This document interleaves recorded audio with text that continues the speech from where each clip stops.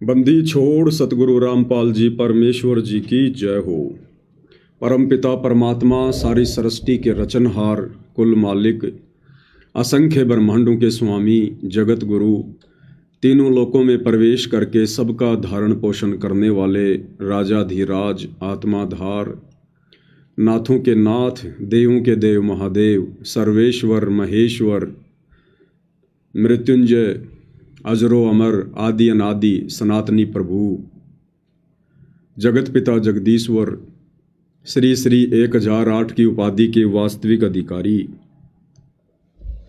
अकाल मूरत शब्द स्वरूपी राम वासुदेव, सर्वगतम ब्रह्म, परम पूज्य, प्रथम पूज्य, परम संत, परम पुरुष, परम धनी, परम दयालु, सत्य कबीर, हक्का कबीर, अल्लाहु कबीर, अल्लाहु अकबर, बाखबर, अल्लाह ताला, जगत के तारणहार, जगत के मुक्तिदाता, जगत के जगन्नाथ, हारे के सहारे, हिंदुओं के राम, मुसलमानों के अल्लाह, सिखों के वाहेगुरु, ईसाइयों के मसीह, दया के सागर दयानिधि, करुणा के सागर करुणानिधि, स्वयंभू परिभू, संकट मोचन, कष्ट हरण, मंगल करण, दुख भंजन, अविगत कबीर, निर्विकार निर्विषम परमात्मा, अलय अलेख सतगुरु, आदि अनादि सतगुरु,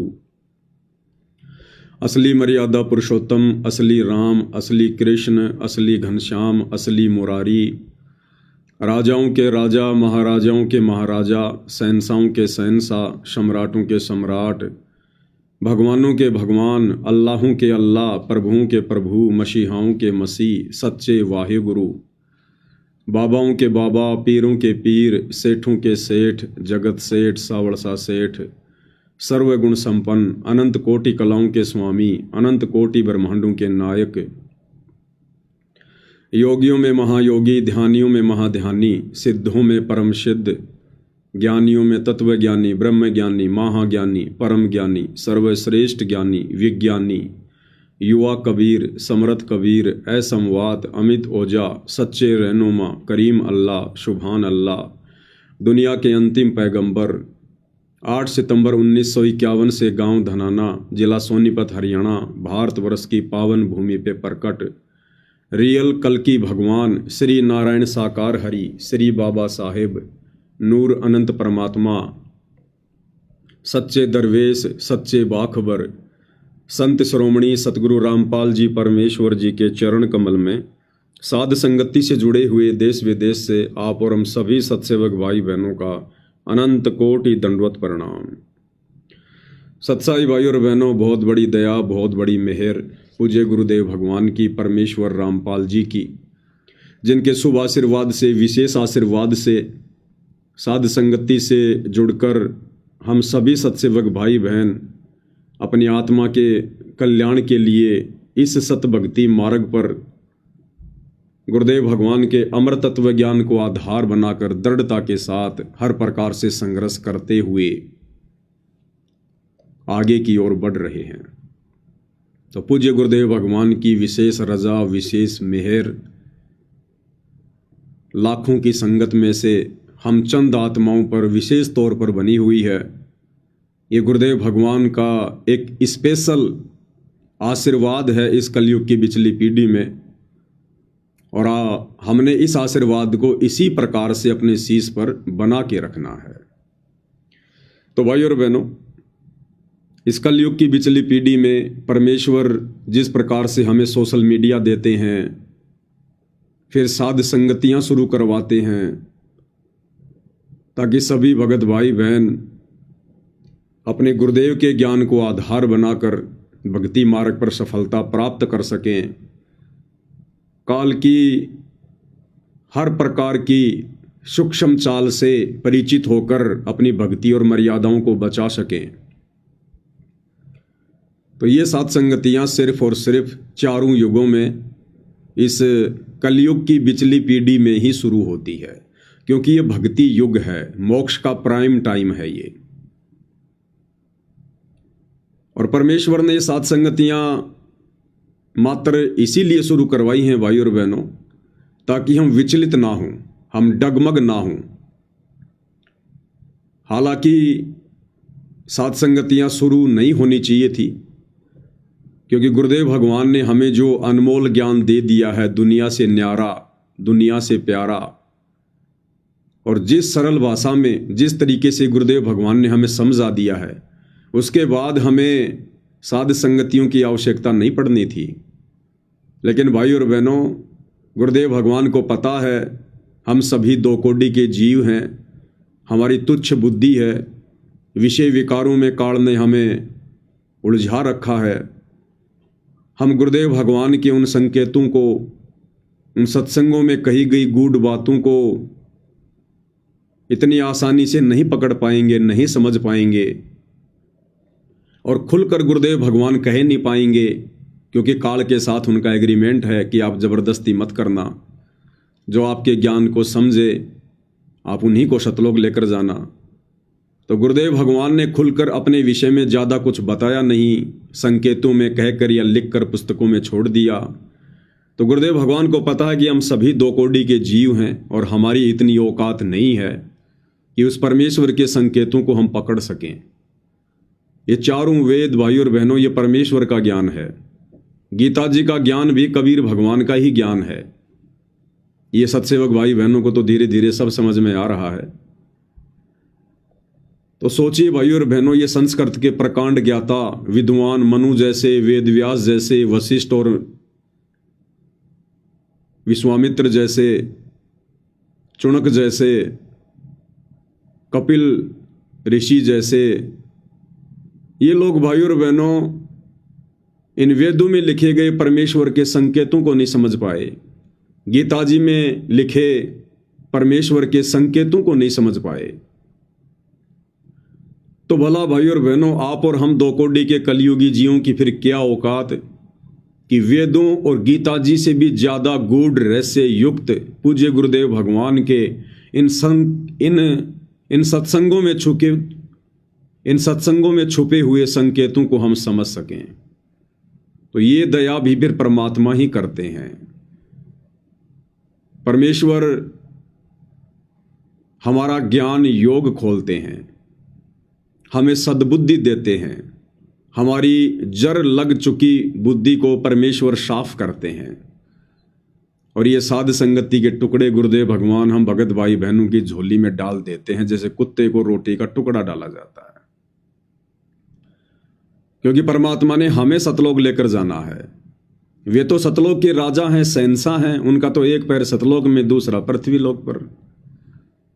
वो तो 1 सेकंड में आते हैं, 1 सेकंड में जाते हैं। वो किसी के बंधन में नहीं है, वो तो बेपरवाह अबंध परमात्मा है। लेकिन हमारी भक्ति ज्यादा से ज्यादा कैसे बने, कैसे भक्ति धन जमा हो, इसके लिए परमेश्वर भक्ति के साथ साथ ये साध संगति रूपी एक छोटा सा रोटी का टुकड़ा भी हमें डाल देते हैं, ताकि इस साध संगति के बहाने हम गुरुदेव भगवान की महिमा करके, उनकी सेवा करके, और सभी भगत भाई बहन मिलजुल के ज्ञान आधार से चर्चा करके और बुराइयों से दूर हो सकें, काल की सूक्ष्म चाल से परिचित हो सकें और अपनी भक्ति को मर्यादाओं में रह के कर सकें। इसलिए परमेश्वर इस कलयुग की बिचली पीढ़ी में ये साध संगतियां उपलब्ध करवाते हैं। अन्यथा भाइयों और बहनों, सतयुग, त्रेता, द्वापर और कलयुग का प्रथम चरण परमेश्वर ने कभी भी इस प्रकार से साध संगतियां अपनी संगत में शुरू नहीं करवाई। वो बेचारे साध संगति कहाँ से करते, उनको तो ज्ञान भी अच्छे से समझ में नहीं आया।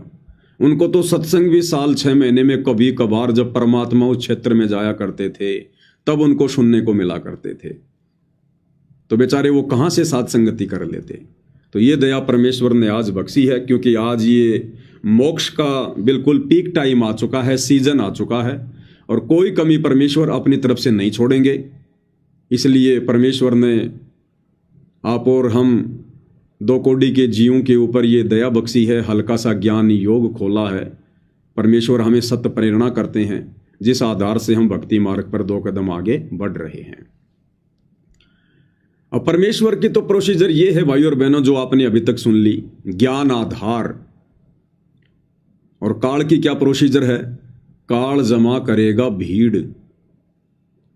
अज्ञानी, लूले लंगड़े बहरे, ज्ञानहीन, काल इस प्रकार के लोगों को परमेश्वर रामपाल जी के सत भक्ति मार्ग में ज़्यादा से ज़्यादा एंट्री दिलवाने का प्रयास करेगा, ताकि 650 साल पहले की तरह एक मूर्खों का टोल खड़ा हो जाए, जिनकी ना कोई मर्यादा हो, ना जिनका कोई ढंग का आचरण हो, गधे और घोड़े सब मिक्स हो जाएं। तो काल ये कोशिश करेगा, क्योंकि वर्तमान समय में काल पूरी ताकत लगा रहा है, सामने वो प्रकट हो नहीं सकता, उसकी मजबूरी है अपने वास्तविक रूप में। इसके लिए उसने बहुत समय पहले से ही सतगुरु रामपाल जी के इर्द गिर्द, उनके परिवार के रूप में, उनके रिश्तेदारों के रूप में, बड़े बड़े परम भक्तों के रूप में, पुराने भक्तों के रूप में अपने एजेंट, अपने दूत पहले ही संगत में भेज दिए हैं। जिस प्रकार 650 साल पहले परमात्मा ने जब कमाल को जीवित किया, उसको अपने बेटे की तरह अपने पास में रखा, उसको शिक्षा दी, दीक्षा दी, उसको प्यार दिया, उसको भगत बनाना चाहा, लेकिन अंत में वो परमात्मा का विरोधी बन गया।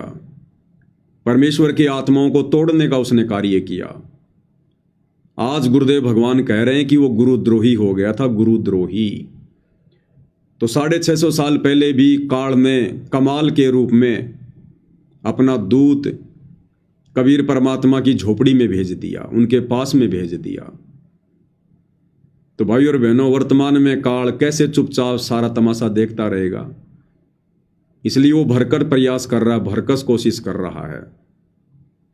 और ऐसे ही काल प्रेरित लोगों के मनमाने आचरण के कारण, उनकी नासमझी के कारण ये बरवाला कांड जैसी घटना घटित हुई। और उन्हीं लोगों के कारण 2014 बरवाला कांड के बाद से वर्तमान 2025 तक लगभग 90% संगत मर्यादाओं से दूर हो चुकी है। तो काल भाई और बहनों इस प्रकार से ज्ञान में अज्ञान फैलाता है, पाखंड फैलाता है, परमेश्वर के मार्ग को धूमिल करने का प्रयास करता है, और कर भी रहा है।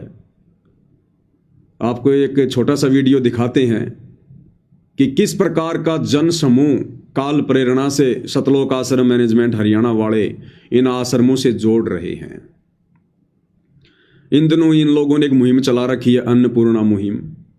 उस अन्नपूर्णा मुहिम के तहत ये लोग अपना समय और अनमोल श्वासें बर्बाद करते हुए और संगत की करवाते हुए ये लोग दिन रात समाज की सेवा में लगे हुए हैं। भाई और बहनों, समाज की सेवा करना कोई गलत बात नहीं है। सेवा करनी चाहिए, मदद करनी चाहिए, सहयोग करना चाहिए, क्योंकि हम इंसान हैं। परमेश्वर ने हमें एक दूसरे का सहयोगी बनाया है, हमें बुद्धि दी है, अच्छी बात है। लेकिन ये सेवा, ये मदद, ये सहयोग कबीर परमात्मा की सत भक्ति मिलने के बाद में हमने कैसे करनी चाहिए, कब करनी चाहिए और नहीं करनी चाहिए, तो क्यों नहीं करनी चाहिए, इसके पीछे बहुत सारी धाराएं लग जाती हैं भाई और बहनों। फिर बहुत सारे नियम लागू हो जाते हैं। हम आम समाज के आम लोगों की तरह नहीं होते। फिर सतगुरु से उपदेश लेने के बाद मोक्ष मार्ग में हमारे प्रत्येक कार्य के ऊपर एक नियम लागू होता है, एक शर्त लागू होती है। जिस प्रकार आम व्यक्ति यदि किसी जानवर की हेल्प करता है, मदद करता है, मान लीजिए किसी कुत्ते के सर में कीड़े पड़े हुए हैं, वो बेचारा दुखी है, परेशान है, चिल्लाता है, ना टाइम पर खाना खा पाता है। अब जगत वाले लोगों में भी दया होती है। आजकल आप सोशल मीडिया पर देख रहे हैं कैसे कैसे लोग मुहिम चलाते हैं। उन्होंने अपने पेज बना रखे हैं, चैनल बना रखे हैं, और वो दिखाते हैं कि किस प्रकार से वो एक ऐसा कुत्ता पकड़ के लाए जिसके सर में कीड़े पड़े हुए हैं, खुजली लगी हुई है। वो उस कुत्ते को वहां से उठाकर लेकर आएंगे, अपने घर पर लाएंगे, वहां पर उसका ट्रीटमेंट करेंगे, उसको नहलाएंगे, इंजेक्शन लगाएंगे, दवाई वगैरह छिड़केंगे, और महीने 20 दिन में जब वो कुत्ता स्वस्थ हो जाता है उसके बाद फिर उसको वापस छोड़ देंगे। तो भाई और बहनों, जो जगत वाले लोग हैं, देखो एक होता है भगत, एक होता है जगत। अब बहुत सारे लोग तो ये भी नहीं समझते कि भगत और जगत क्या होता है। जब मैं बहादुरगढ़ थाने में गया, इन आश्रम वालों ने झूठा मुकदमा मेरे ऊपर लगवाया, तो वहाँ के जो दरोगा जी हैं, SHO हैं, उनसे ऐसे ही बातचीत शुरू हो गई परमात्मा के विषय में कि भाई क्या कारण था इस घटना का, ऐसा तो तूने कोई जुर्म भी नहीं किया जितना ये लोग तेरे पीछे पड़े हुए हैं। ऊपर SP तक इन लोगों ने हमारे को फ़ोन करवा दिए। तो दास ने उनको सारी बातें समझाई। तो बीच में मैंने कहा जी देखो, जगत वाले और हम जो सतगुरु रामपाल जी के भगत हैं, हमारी क्रियाओं में बहुत अंतर है। तो उसने कहा कि जगत और भगत क्या होता है? तो दास ने उसको बताया जी भगत वो है जो शास्त्रों के अनुसार सत भक्ति सच्चा गुरु बनाकर जो प्राप्त कर लेता है, तो वो है भगत। यानी फिर उसकी जो क्रिया है वो आम व्यक्तियों से भिन्न होती हैं, आध्यात्मिक क्रियाएं। और जगत वो है जिनको अभी भक्ति का पता ही नहीं है, भक्ति तो कर रहे हैं वो, लेकिन वो शास्त्रों के विरुद्ध भक्ति कर रहे हैं। तो फिर उसको पूरा डिफाइन किया, उसको बताया कि इस प्रकार से ये डिफरेंट होता है जगत में और भगत में। तो ये जगत वाले लोग भाई और बहनों जिस प्रकार से जानवरों की मदद करते हैं, अन्य किसी की मदद करते हैं, अब उस व्यक्ति ने जिस कुत्ते की मदद की, उसको स्वस्थ किया, वो जगत के हिसाब से बहुत नेक कार्य है, बहुत अच्छा कार्य है। और जब कभी उस व्यक्ति की मृत्यु होगी तो अगले किसी जन्म में, क्योंकि सतभक्ति उसके पास है नहीं, और जब किसी जन्म में वो 84 लाख योनियों में जाएगा और किसी मनुष्य जन्म में किए गए शास्त्र विरुद्ध कर्मों के कारण जब उसको किसी जानवर की योनि मिलेगी, गधे की या कुत्ते की या सूअर की, और जब उसके ऊपर भी ऐसी कोई आपत्ति आएगी, कोई जख्म होगा, कोई कीड़े पड़ेंगे, उसकी कोई कमर टूटेगी, कोई जो है उसकी वो टांग टूटेगी, तो उस समय परमात्मा उसकी भी मदद अवश्य किसी न किसी आत्मा को निमित्त बनाकर जरूर करवा देगा, क्योंकि उसने भी मनुष्य जन्म में जानवरों की मदद की थी तकलीफों में। तो वो उनका अदला बदला पूरा, ये जगत का सिस्टम है, ये इसी प्रकार से चलता रहता है। एक लेवा एक देवा दूतम, कोई किसी का पिता निपुत्तम, ऋण संबंध जुड़े सब नाता, अंत समय सब 12 बाटा। लेकिन भाई और बहनों यही कार्य यदि कोई भगत करे, परमेश्वर रामपाल जी से उपदेश लेकर करे, तो भाई और बहनों हमारे लिए ये उल्टा सिस्टम फिट हो जाएगा, उल्टा सिस्टम, क्योंकि हमारे ऊपर मर्यादा और नियम लागू हैं। अब हम PhD कर रहे हैं, हम जगत वाले नहीं हैं, हम भगत हैं। हमें परमात्मा ने कर्म और धर्म की जानकारी बता दी कि किस प्रकार से ये जीव काल के षड्यंत्र में फंसा हुआ है, कर्मों के बंधन में बंधा हुआ है। और यदि हमने किसी के कर्मों में फेर बदल करने की कुचेष्टा की तो हम केवल अपनी भक्ति को गंवाएंगे, केवल अपनी भक्ति को। जिस प्रकार राजा जनक ने उन 12 करोड़ आत्माओं की चीख सुनकर, उनके दर्द को सुनकर,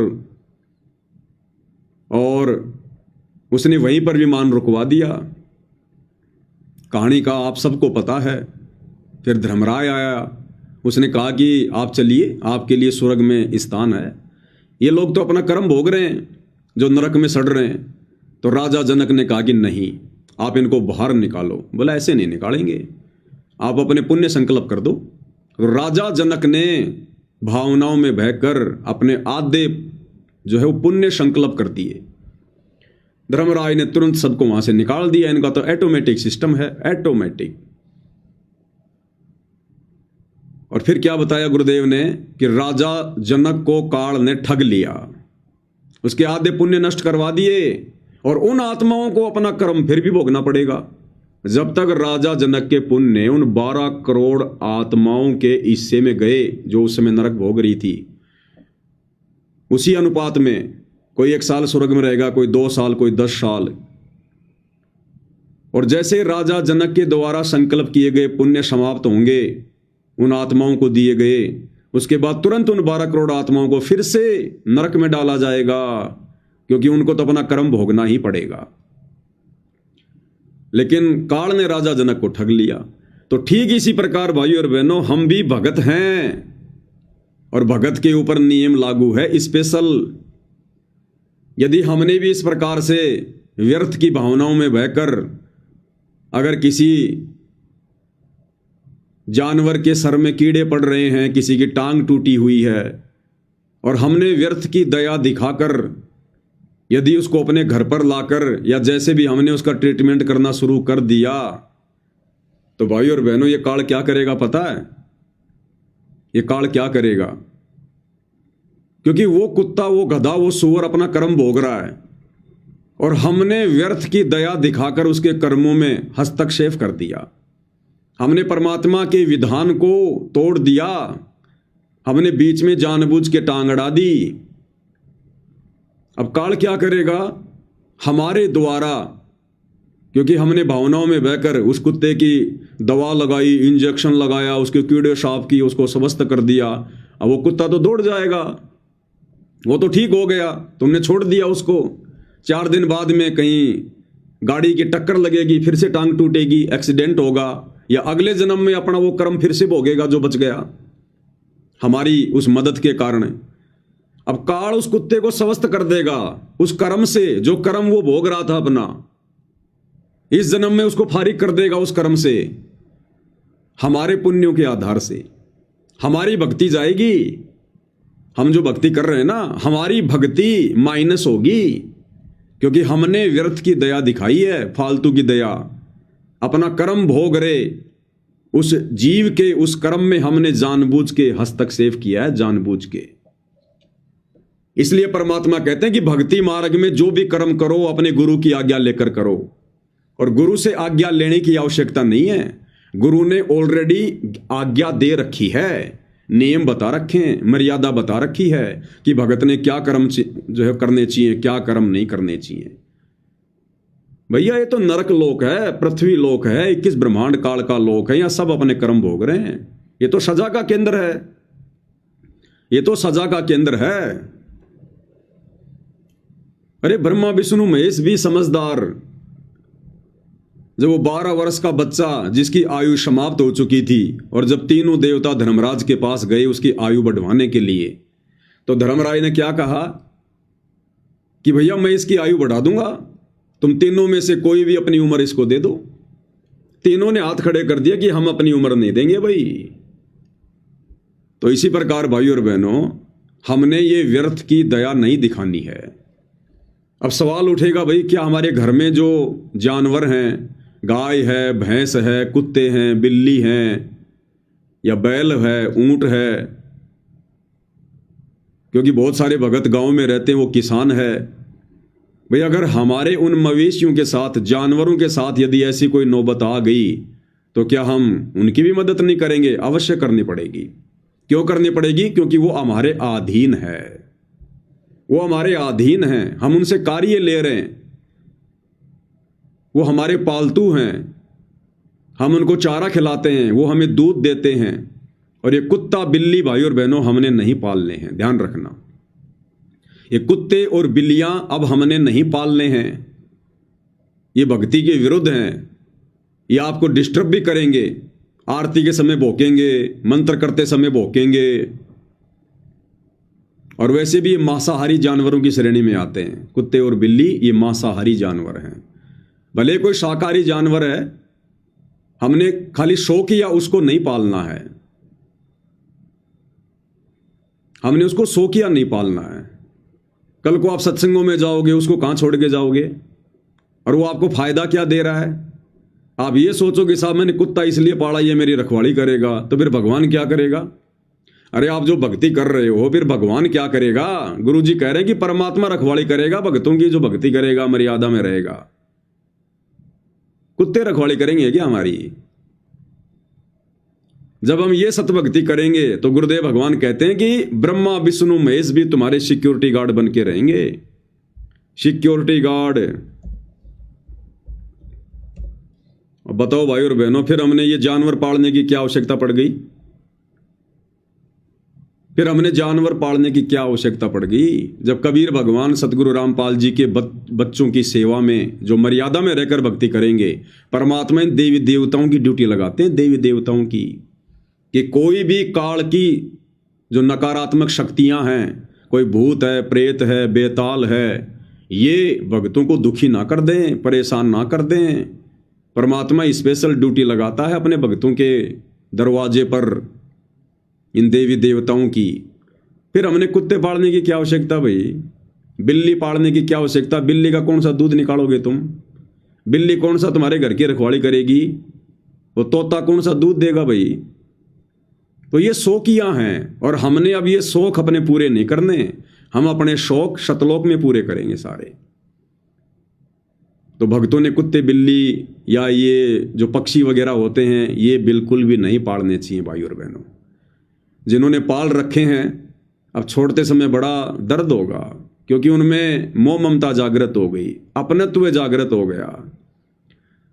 तो यदि किसी ने पाल रखा है तो हमने ऐसे उसको छोड़ना भी नहीं है, वरना उसका भी फिर हमें पाप लगेगा, क्योंकि वो बेचारा आपके अधीन हो चुका है। आप उस कुत्ते को छोड़ दोगे, गांव के कुत्ते उसको शाम पहले फाड़ देंगे। तो जो आफत मोल ले ली है, अब परमात्मा से प्रार्थना करो कि परमेश्वर आगे से हम ऐसा कोई भी कार्य नहीं करेंगे जो भक्ति में बाधक हो। और ये जो आत्मा परमेश्वर जो घर में आ चुकी है, ये परमेश्वर इसके लिए हम माफ़ी चाहते हैं। और जब इसका समय पूरा हो जाएगा परमेश्वर, हम इसको जैसे भी है, मतलब जब उसकी मृत्यु हो जाएगी तब उसको हम बाहर फेंक देंगे। और आगे से परमेश्वर हम ऐसी किसी भी गलती का आपको मौका नहीं देंगे। और जो हमारे खुद के जो जानवर हैं, जो घरेलू जानवर है, गाय है, भैंस है, ऊँट हैं, बैल हैं, जिनसे हम कार्य लेते हैं, दूध निकालते हैं, तो उनको यदि कोई प्रॉब्लम हो जाती है तो भाई और बहनों हमने उनका डॉक्टर से भी इलाज करवाना है। और यदि घर पर रहकर हम उनका इलाज कर सकते हैं तो हमने उनका जो है वो करना चाहिए, क्योंकि वो हमारे अधीन है, अधीन है वो हमारे।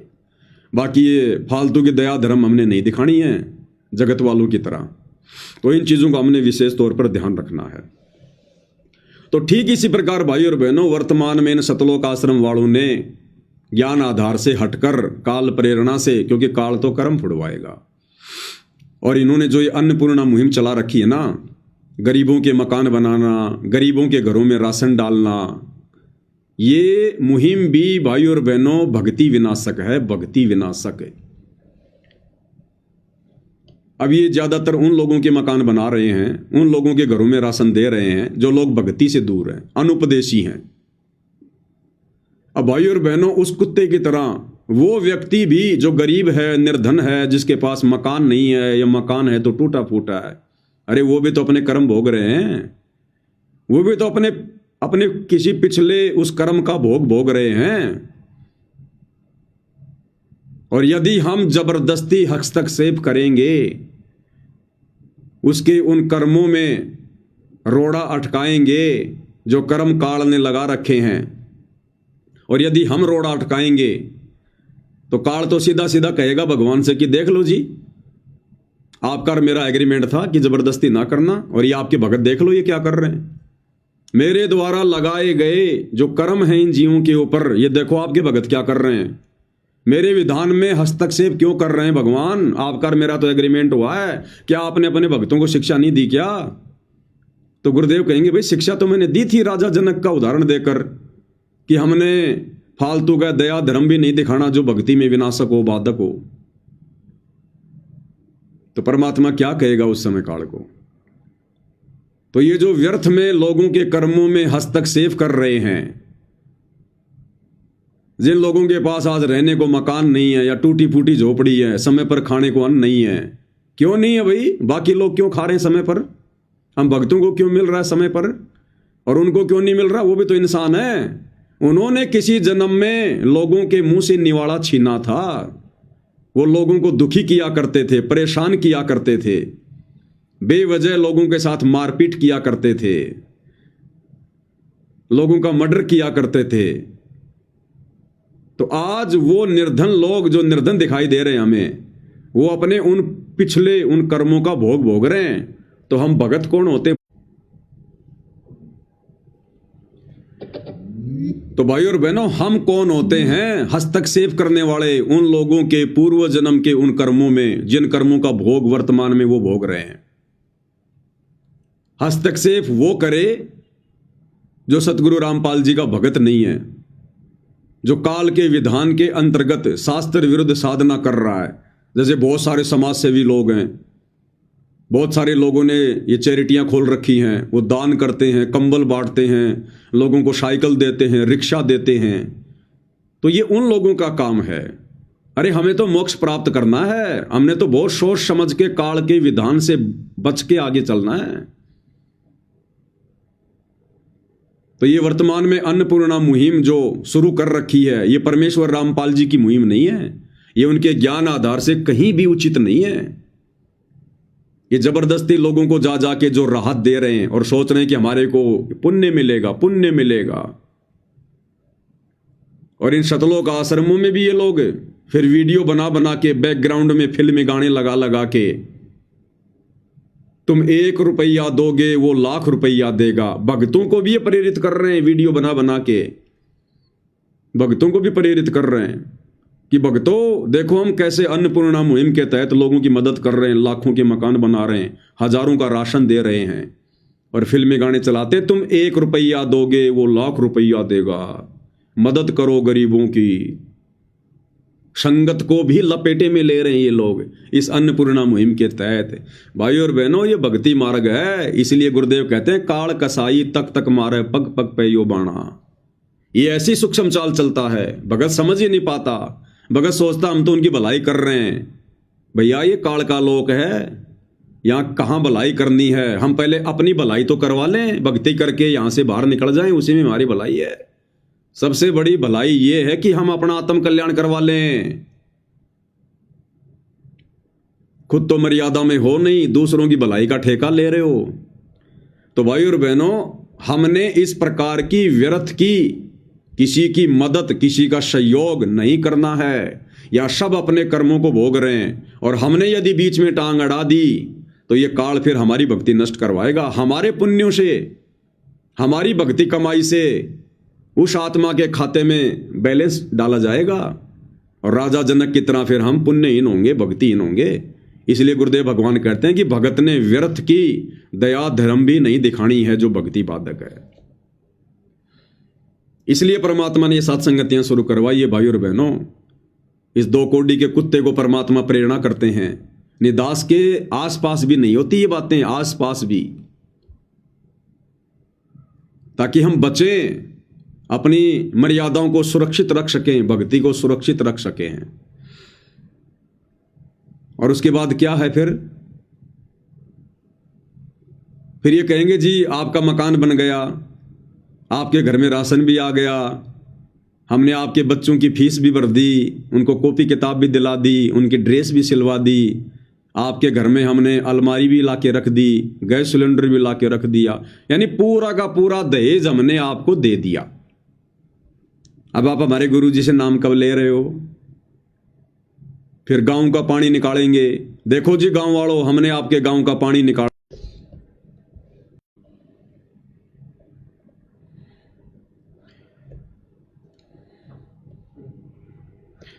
थोड़ा बीच बीच में नेट वगैरह डिस्कनेक्ट हो जाता है भाई और बहनों।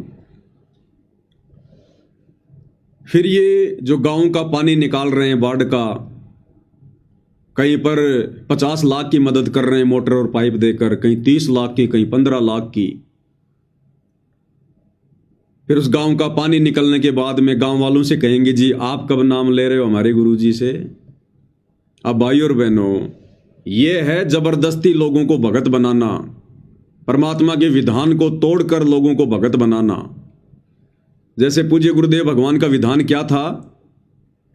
पूज्य गुरुदेव भगवान ने बताया कि अगर इस आश्रम की तरफ आपने आना है तो हमने पुस्तकें लिख कर दे रखी हैं। पहले भक्ति सौदागर को संदेश थी, फिर उसी का दूसरा विकल्प ज्ञान गंगा बना दिया गया। तो गुरुदेव भगवान कह रहे हैं कि हमने पुस्तकें बनाकर दे रखी हैं और पुस्तक खोलते ही सबसे पहले नियम है, नियम कि अगर आपने ये भक्ति लेनी है, उपदेश लेना है, तो ये नियम आपने आजीवन फॉलो करने पड़ेंगे। अगर आप इन नियमों से सहमत हैं कि हाँ जी हम सारे नियम निभाएंगे, तो गुरुदेव ने बताया आश्रम की तरफ अपने कदम रखना, अन्यथा और ज्ञान सुनो अच्छे से और पुस्तकें पढ़ो। तो गुरुदेव भगवान की तो है भक्तों को जोड़ने की प्रोसीजर, ये ज्ञान समझाकर।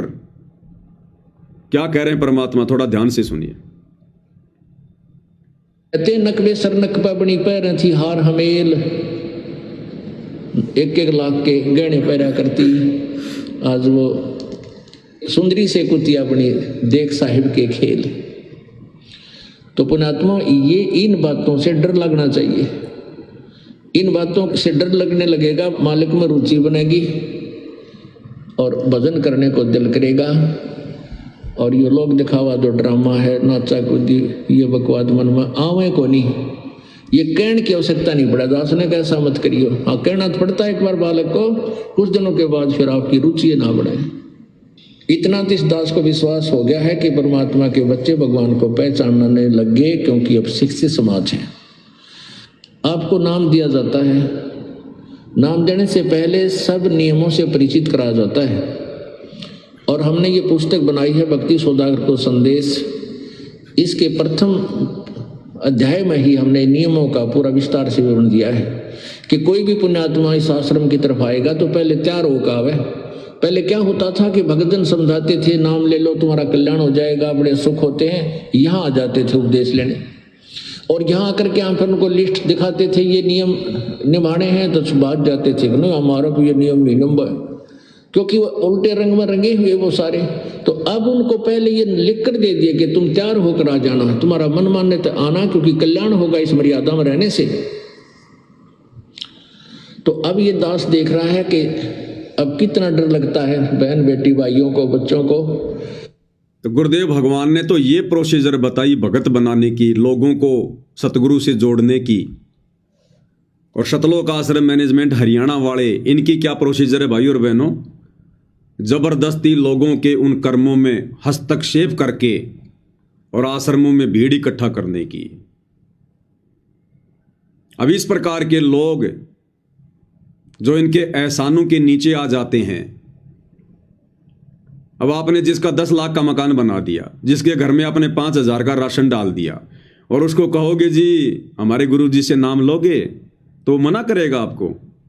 वो ये कहेगा हाँ जी जरूर नाम लेंगे, जरूर नाम लेंगे हम, लेगा वो। लेकिन क्या उसने ज्ञान समझा? और ऐसे लोग फिर उपदेश लेकर फिर क्या करेंगे? कितने दिन रुकेंगे? वो आएगा अकेला, और जब जाएगा तो 4 को साथ में लेके जाएगा, और सारी बकवाद करेगा। वो उपदेश भी ले लेगा और फिर बकवाद भी सारी करेगा और लोगों को बिगाड़ेगा। लोग कहेंगे भाई देखो ना, संत रामपाल जी के भगत तो गहने भी पहनते हैं, चूड़ियां भी पहनती है माता बहनें, हार श्रृंगार भी करती हैं, टिक्की बिंदी भी लगाती हैं। तो सब फिर वैसा ही करने लग जाएंगे देखा देखी में। एक छोटा सा वीडियो दास आपको दिखाना चाहेगा। इन्होंने हरियाणा के गांव का बाढ़ का पानी निकाला, और बाढ़ का पानी निकालने के बाद में उस गांव का कोई एक युवक है, वो वीडियो बना बना के डाल रहा है फेसबुक पर, उसका कोई पेज है, वो वीडियो बना बना के डाल रहा है। और क्या कह रहा है कि भाई हमारे लिए तो संत रामपाल जी महाराज भगवान बन के आए हैं, भगवान बन के। हमारी मदद किसी ने नहीं की, ना मंदिर वालों ने, ना दूसरे बाबाओं ने। संत रामपाल जी ने हमारी मुसीबत में मदद की, हमारे खेत का पानी निकाला, हमारी फसल को बचाया। भाई हमारे लिए तो भगवान आ रहे हैं, भगवान। और लास्ट में जब इंटरव्यू लेने वाले व्यक्ति ने कहा भाई फिर नाम वगैरह लेने की क्या सलाह है, तो कह रहे भाई ना तो मैंने नाम लिया और ना मैं नाम लेंदा, कि ना तो अभी तक मैंने नाम लिया है और ना भाई मैं संत रामपाल जी से नाम लूंगा। और व्यर्थ के उपदेश दे रहा है कि संत रामपाल जी भगवान आए हुए हैं, भगवान आए हुए हैं। पहले आप उनका ये वीडियो सुनिए भाई और बहनों। भाई संत साहेब रामपाल जी महाराज संत साहेब भगवान है भाई। मारा नाम का दोष है, कोई गुंडा को से कोई आतंकवादी को, हम नहीं से गुंडा इसा आतंकवादी की जरूरत है ना, कि हम नहीं से देशभक्त हैं जो हमारा काम ही नहीं आवा।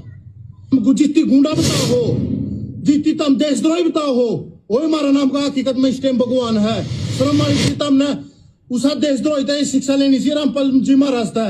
जितनी काम गला जरा पानी चढ़ 20-20 लाख 25-25 30 लाख का सामान दिया, 55 मोटर 30,000 फुट पाइप देने का काम करता तो 100 ऐसे रामपाल है और श्रम आनी चाहिए उन मंदिर वाले पुजारिया ना मंदिर तो कोई हमना आपत्ति नहीं है मंदिर में हमारी श्रद्धा 2 टाइम मंदिर में जाओ उन पुजारिया ने श्रम आनी चाहिए जो यहाँ बड़े बड़े मंदिर में बैठे सैला से तिरुपति ये हमारे नजदीक बनबोरी इन मंदिर में जो पुजारी बैठे उन्हें श्रम आनी चाहिए करोड़ों रुपया का एक महीने का चंदा और वहाँ देख ले दाम देवा है और वहाँ गोजी मंगाना है और मुसीबत जब किसान पावा है और वो आपकी गोज भरने का काम करे बिल्कुल भी किसान की मदद नहीं करने का काम कर रहे दूध जो काम कर रहे हैं भाई इस टाइम इस एरिया में रामपाल जी महाराज कर रहे हैं जमा करो इस बात पर भाई हमने शर्मिंदगी भी महसूस हुआ हमें गाड़ी दिया करते हैं राज मारे काम आया नाम नूम लेने की सलाह कर ली गई बिल्कुल भी नहीं नाम ना लिया ना लेंदा अच्छा नाम नूम लेने की सलाह कर ली गई बिल्कुल भी नहीं नाम ना लिया ना लेंदा अच्छा नाम नूम लेने की सलाह कर ली गई बिल्कुल भी नहीं नाम ना लिया ना लेंदा अच्छा जो अच्छा करेगा उसका प्रचार कराएंगे उसका गला खड़े होवांगे।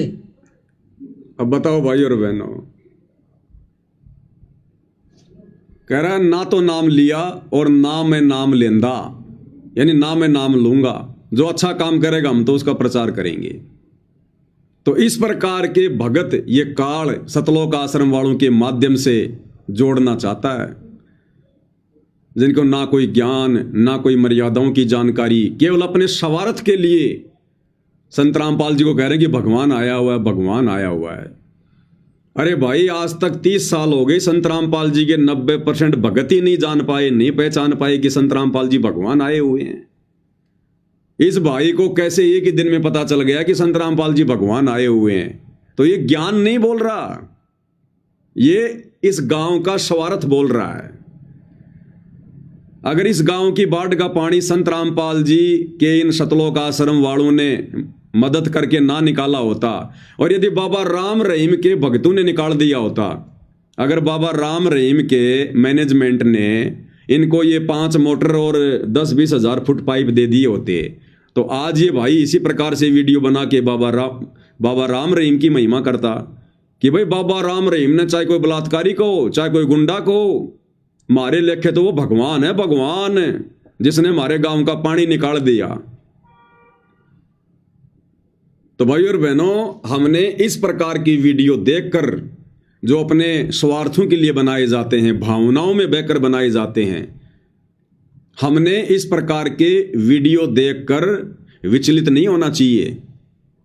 और ना सतगुरु रामपाल जी भगवान इस प्रकार के जो प्रचारक हैं, जो ना उनसे उपदेश प्राप्त किए हैं, ना उनके ज्ञान को सुनते हैं, इस प्रकार के लोगों को अपना प्रचारक संत रामपाल जी नहीं बनाते। और ना सतगुरु रामपाल जी को इस प्रकार की झूठी महिमा की आवश्यकता है। वो महिमा का भूखा नहीं है कि लोग उनको भगवान कहें। अरे वो परमात्मा तो उस समय प्रसन्न होगा जब उनके भगत बनकर, उनको पहचान कर, हृदय से उनको भगवान कहें। और कहने से बात नहीं बनेगी। जैसे इन आश्रमों में जयकारे लगते हैं, संत रामपाल जी भगवान की जय। अरे भगवान जैसी भक्ति क्रिया करो, उनके साथ भगवान जैसा व्यवहार करो। अरे भगवान की आरती उतारी जाती है, ये आश्रम वाले आरती उतारते हैं क्या? अरे भगवान को भोग लगाया जाता है, ये आश्रम वाले सतगुरु रामपाल जी को भोग लगाते हैं क्या? तो परमेश्वर झूठी महिमा नहीं चाहता। तो ये इस प्रकार की भीड़, ये काल बली इन आश्रम वालों के माध्यम से इन आश्रमों में इकट्ठा करना चाहता है, इकट्ठा। अरे परमात्मा तो भीड़ की छटनी कर रहे हैं और ये जबरदस्ती भीड़ लेके आ रहे हैं। अरे इस प्रकार के भगत नहीं चाहिए गुरुदेव को। कहता ना तो नाम लिया और ना मैं नाम लेंदा, लेकिन संत रामपाल जी भगवान आए हुए हैं। अरे जब पता चल गया भाई आपको कि भगवान है और फिर भी नाम नहीं ले रहा, तो फिर भगवान कैसे झूठी महिमा को स्वीकार करेगा? अब जैसे कोई व्यक्ति किसी को बता दे कि भाई ये मिठाई है और इस मिठाई की ये गुण हैं, और बहुत सारे लोग इकट्ठा होकर मिठाई खा रहे हैं और कह रहे हैं वाह आनंद आ गया, क्या मीठा है, वाह वाह वाह। और इस जैसा भाई देख रहा है, सुन रहा है, और वो फिर वीडियो बना बना के कहे कि भाई देखो मिठाई ऐसी होती है, मिठाई ये है, मिठाई खाने से आनंद आता है।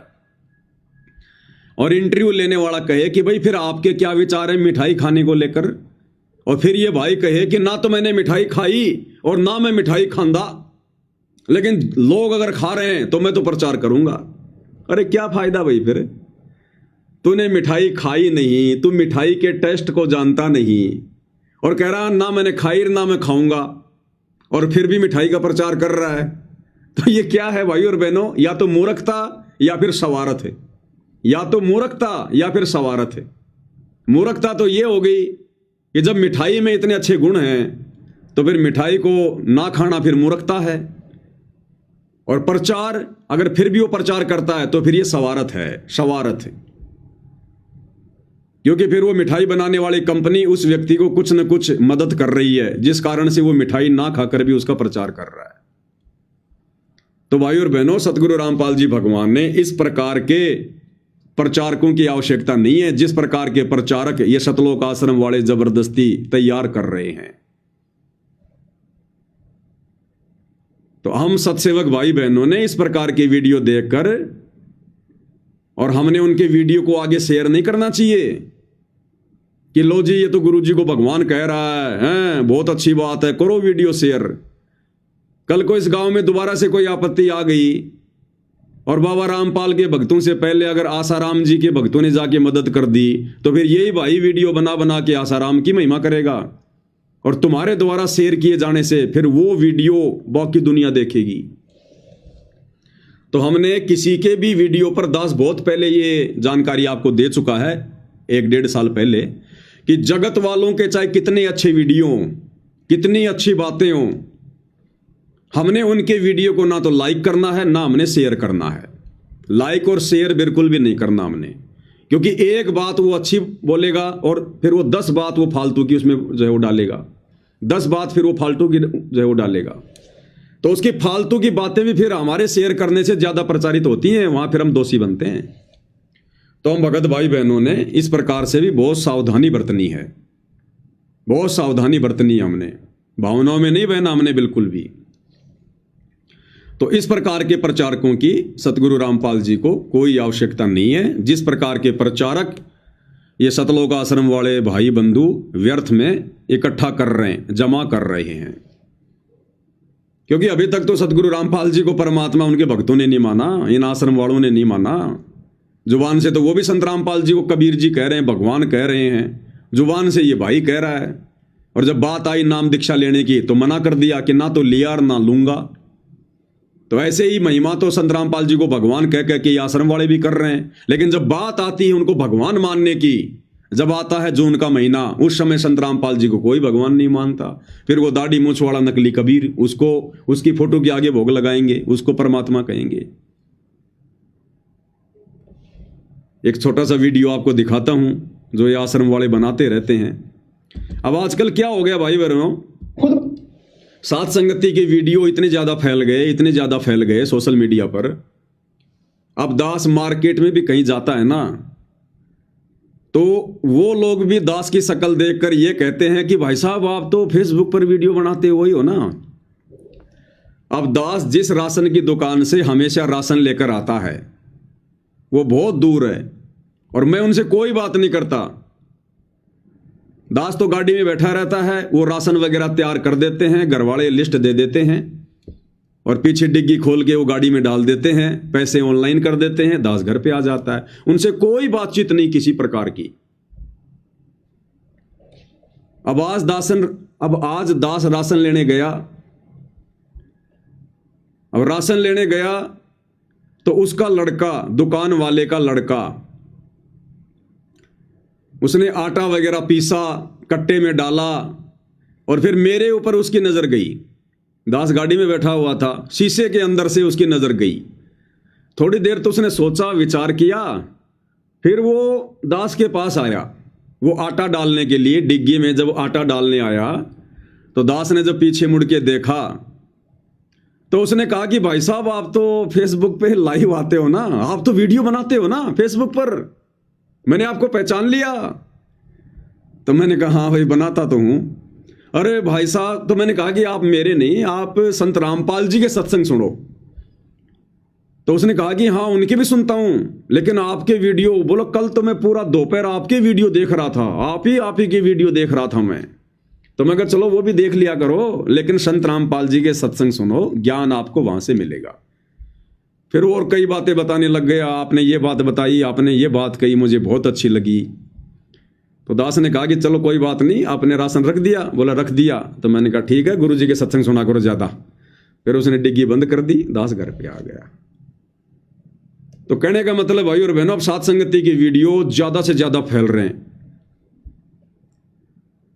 और सात संगति की वीडियो देख देख कर शतलोक आश्रमों से जुड़ी जो संगत है, उन्होंने इतना तो ज्ञान ले लिया कि भाई संत रामपाल जी भगवान हैं, संत रामपाल जी परमात्मा हैं, ये खुद ही कबीर हैं। इतना तो बार बार सात संगति की वीडियो देखने से इन आश्रम वाले भाइयों को समझ में आ गई। लेकिन ये दिल से परमात्मा मान नहीं पा रहे, स्वीकार नहीं कर पा रहे। जब बात आती है उनको भगवान मानने की, एक होता है कहना, एक होता है मानना, लेकिन जब बात आती है संत रामपाल जी को भगवान मानने की, साक्षात कबीर मानने की, उस समय ये फेल हो जाते हैं। क्योंकि परमात्मा कहते हैं नकल में भी अकल चाहिए, नकल में भी अकल चाहिए। अब ये मान क्यों नहीं पा रहे संत रामपाल जी को भगवान? अब भाई और बहनों, मानने के लिए पिछले मजबूत भक्ति संस्कार चाहिए। देखो, ज्ञान से तो केवल जानकारी होती है, दास के वीडियो से तो केवल जानकारी मिलेगी, लेकिन संत रामपाल जी को कबीर भगवान के रूप में हृदय से मानना, स्वीकार करना, ये भाई जब तक पिछले जन्म के भक्ति संस्कार दृढ़ नहीं होंगे, मजबूत नहीं होंगे, तब तक नहीं हो सकता ये, चाहे कोई कितनी कोशिश कर ले, कितनी कोशिश कर ले। जैसे हम बचपन में साइकिल चलाया करते थे, तो हम साइकिल को आवश्यकता से ज्यादा भगाया करते थे, कभी कभार जब स्कूल जाते थे जल्दबाजी के चक्कर में। अब साइकिल की एक लिमिट है भाई और बहनों, अब हम उससे ज्यादा पैर चलाएंगे, पेडल मारेंगे, जोर लगाएंगे, तो क्या होता था, फिर साइकिल के कुत्ते फैल हो जाते थे। यानी साइकिल का जो चक्का था फिर वो बिल्कुल ढीला हो जाता था, वो घूमता तो बहुत तेज था लेकिन साइकिल आगे नहीं बढ़ाता था। उसको कहते थे कि साइकिल के कुत्ते फैल हो गए। फिर उसमें तेल वगैरह डालते थे या उसकी चैन को टाइट करवाते थे, तब जाकर फिर वो पैडल सही चलते थे। तो भाई और बहनों, सात संगति की वीडियो देखकर इन आश्रम वालों को इतना तो समझ में आ गया कि संत रामपाल जी ही भगवान है, दूसरा कोई भगवान नहीं है। और आजकल ये लोग भी सात संगत वाले भाई बहनों की तरह संत रामपाल जी के आगे महाराज शब्द ना कहकर भगवान कहने लग गए। लेकिन जब बात आती है संत रामपाल जी को भगवान मानकर उनकी आरती उतारना, उनको भोग लगाना, उनकी महिमा करना, एकमात्र उन्हीं को दंडवत करना, उन्हीं की फोटो घर में रखना, उस समय भाई और बहनों इन आश्रम वालों के कुत्ते फैल हो जाते हैं। उस समय इनके कुत्ते फैल हो जाते हैं। फिर क्यों? क्योंकि इनकी चैन में ग्रिस नहीं है, इनकी चैन टाइट नहीं, अभी लूज है। इनके पिछले जन्मों के जो कर्म हैं, जो शुभ संस्कार हैं, वो अभी लूज हैं। तो वो तो भाई सतगुरु रामपाल जी भगवान ही दया कर सकते हैं, और कोई दया नहीं बख्श सकता है। तो इन्होंने एक वीडियो बनाया है, जो अक्सर ये लोग वीडियो बनाते रहते हैं, ये सतलोक आश्रम वाले।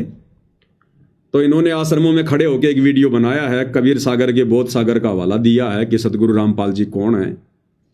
तो आपको दिखा देते हैं इनका एक छोटा सा वीडियो। खुद बताया है, आप देख सकते हैं सर। हमरो उनको एक शरीरा, जाको सुनियो नाम कबीरा। 628 वर्ष पूर्व कबीर साहब ने अपने शिष्य को पहले ही बता दिया था उस संत के विषय में। हमरो उनको एक शरीरा, जाको सुनियो नाम कबीरा। परमात्मा कबीर साहिब जी और संत रामपाल जी महाराज में कोई अंतर नहीं है, और उनका नाम कबीर होगा। संत रामपाल जी महाराज को 1997 में परम अक्षर ब्रह्म कबीर साहिब जी आकर मिले थे, और उस वीडियो के अंदर वही चीज दर्शाई गई है। हमरा उनका एक शरीरा, जाको सुनियो नाम कबीरा। जो परमात्मा कबीर साहिब का शरीर है ना, वही आज उस नौतम सुरती संत रामपाल जी महाराज के रूप में जो प्रकट हुई है, उनका वही शरीर है सर। अब बताओ, इनको ये जानकारी कहां से मिली है? कबीर सागर से, कि हमको और उनको एक शरीरा, और जाको कहिए नाम कबीरा। कि 650 साल पहले ही धर्मदास जी को कबीर जी ने कह दिया था कि जो नौतम सुरती आएगी कलयुग की पिछली पीढ़ी में, जिससे लोगों का उद्धार होगा, और उसका और मेरा एक ही शरीर होगा। अब एक ही शरीर का मतलब है एक ही होना। तो इस वाणी का हवाला दे रहे हैं और कह रहे हैं संत रामपाल जी खुद ही कबीर भगवान हैं। अरे भैया, ये बात जानने के लिए आपको कबीर सागर में जाने की क्या जरूरत थी? नित्य नियम को ढंग से पढ़ लिया करो, नित्य नियम विधि विधान से करो, पुस्तक हाथ में लेके, तो तुम्हें पता चलेगा कि ये बात तो बहुत अच्छे से नित्य नियम में लिखी हुई है कि सतगुरु साहिब एक शरीरा और सतगुरु बिना न लागे तीरा। तो समझ में नहीं आता आप लोगों को। कबीर सागर दिखा रहा कि देखो मैंने खोज कर ली।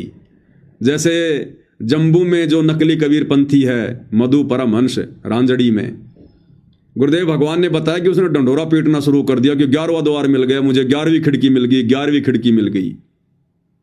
तो परमात्मा ने बताया इससे ऊपर तो 12वां द्वार है, उसको पार करके जाएंगे तब सतलोक जाएंगे। 11वां द्वार, 11वां द्वार। तो इसी प्रकार इन्होंने कबीर सागर दिखा के कि देखो खजाना मिल गया हमें, हमको उनको एक शरीरा, जाको कहिए नाम कबीरा। और यहाँ गुरुदेव भगवान रोज नित्य नियम में हमें पढ़ाते हैं कि नालायको, तुम्हें जो भक्ति बोध बना के दी है ना, ये दरबार में सजा के रखने के लिए नहीं दी है, इसको पढ़ो, इसका पाठ करो। इसके मूल्य की जगह गुरुदेव ने लिखा है नित्य नियम, यानी रोजाना इसका पाठ करो। तो समझो तुम अपने गुरुदेव के द्वारा मुफ्त में दी गई नित्य नियम का मूल्य अदा कर रहे हो, नहीं तो तुम धोखा कर रहे हो, धोखा। तो अगर ये सतलोक वाले भाई बहन, सतलोक आश्रम वाले अगर नित्य नियम को ढंग से कर लें, जैसे हम सत्सेवक भाई बहन कर रहे हैं, पुस्तक हाथ में लेके पाठ कर रहे हैं उसका, तो इनको कबीर सागर में देखकर आश्चर्यचकित होने की आवश्यकता नहीं थी कि हमरो और उनको एक शरीरा, ताको कहिए नाम कबीरा। गुरुदेव ने नित्य में साफ साफ लिखा हुआ है कि सतगुरु साहिब एक शरीरा और सतगुरु बिना न लागे तीरा। और फिर ये भी कह रहा है कि 1997 में संत रामपाल जी को कबीर जी आकर मिले थे। या 2 मिनट पहले तो कह रहा था कि कबीर जी और संत रामपाल जी एक ही हैं, हमरो और उनको एक शरीरा। और तुरंत बाद कह रहा कि फिर 1997 में संत रामपाल जी को कबीर जी आकर मिले, फिर उनको अलग अलग कर दिया। यानी कहने का मतलब है बड़ी मुश्किल से तो ये लोग देसी घी का थोड़ा बहुत हलवा बनाते हैं और तुरंत फिर उसमें गोबर डाल देते हैं। तो बताओ भाई और बहनों, फिर कैसे बात बनेगी? क्या कह रहा देखना, ध्यान से सुनना।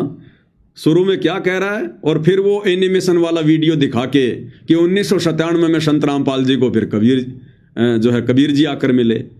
देखिएगा, खुद बताया है, आप देख सकते हैं सर, हमरो उनको एक शरीरा, जाको सुनियो नाम कबीरा। 628 वर्ष पूर्व कबीर साहब ने अपने शिष्य को पहले ही बता दिया था उस संत के विषय में, हमरो उनको एक शरीरा, जाको सुनियो नाम कबीरा। परमात्मा कबीर साहिब जी और संत रामपाल जी महाराज में कोई अंतर नहीं है और उनका नाम कबीर होगा। कोई अंतर नहीं है और उनका नाम कबीर होगा। यानी संत रामपाल जी में और कबीर जी में कोई अंतर नहीं होगा और उनका नाम क्या होगा? कबीर। यानी संत रामपाल जी के नाम को भी इन्होंने ये कह दिया कि उसका नाम क्या होगा? कबीर। और अब आगे अलवे का गोबर करेंगे कि 1997 में संत रामपाल जी को फिर कबीर जी आकर मिले। संत रामपाल जी महाराज को 1997 में परम अक्षर ब्रह्म कबीर साहिब जी आकर मिले थे और उस वीडियो के अंदर वही चीज दर्शाई गई है, हमरा उनका एक शरीरा, जाको सुनियो नाम कबीरा। जो परमात्मा कबीर साहिब का शरीर है ना, वही आज उस नौतम सुरती संत रामपाल जी महाराज के रूप में जो प्रकट हुई है, उनका वही शरीर है सर। परमात्मा कबीर साहिब जी नौतम सुरती के रूप में इस संसार में अवतार लेंगे और संत रामपाल जी महाराज के रूप में वो आ चुके हैं। और परमात्मा ने पहले ही बोल दिया था, 5 अरूज 500 जब कलयुग बीत जाए, महापुरुष फरमान जग तारन को आए। कबीर साहब ने पहले ही बता दिया था 5505 वर्ष व्यतीत होने पर परमात्मा खुद आएंगे और 1997 में 5505 वर्ष व्यतीत हो चुके हैं। कबीर साहब जी संत रामपाल जी महाराज जी के रूप में इस पृथ्वी पर आ चुके हैं सर। अच्छा, तो कहना आपका ये है कि कबीर सागर में जो ये सारी चीजें लिखी हैं, कि पहली बात तो आपने बताया नौतम सुरती के बारे में, कि नौतम सुरती के बारे में कबीर साहिब जी ने बताया है, धर्मदास जी को बोला है कि आप 8वीं सुरती हो और नौतम सुरती आगे चल के आएगी जो कि 5505 वर्ष बीतने के बाद आएगी। जी सर। तो आप कह रहे हो कि 1997 में 5505 वर्ष बीत गया है, तो 5505 वर्ष बीतने के बाद ही कबीर साहिब स्वयं संत रामपाल जी महाराज जी के रूप में आ गए हैं, ये कह रहे हो। इसी कारण वो आपकी 3D एनिमेशन बनी है जिसमें कबीर साहिब स्वयं संत रामपाल जी महाराज जी के रूप में आप लीला कर रहे हैं, ये दिखाया गया है। बिल्कुल ये सत्य है सर। संत रामपाल जी महाराज के रूप में परमात्मा कबीर साहिब जी आज इस मृत्यु मंडल में आकर लीला कर रहे हैं और अपनी हंस आत्माओं को पुकार। सुन लिया भाई और बहनों, कितना गजब का ज्ञान दे रहे हैं ये आश्रम वाले, कितना गजब का ज्ञान दे रहे हैं। कि संत रामपाल जी के रूप में कबीर जी स्वयं आ चुके हैं, धरती पर प्रकट हो चुके हैं और अपना ज्ञान दे रहे हैं।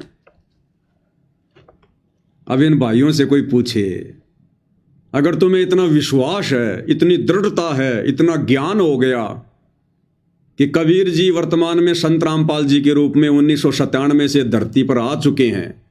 1997 से पहले तो ये आश्रम वाले संत रामपाल जी को कबीर जी नहीं मानते, उनको जन्म लिया हुआ मानुष मानते हैं कि 1997 में कबीर जी सतलोक से चलकर संत रामपाल जी को मिले, संत रामपाल जी को सतलोक भेज दिया और संत रामपाल जी के रूप में खुद कबीर जी धरती पर हैं आज।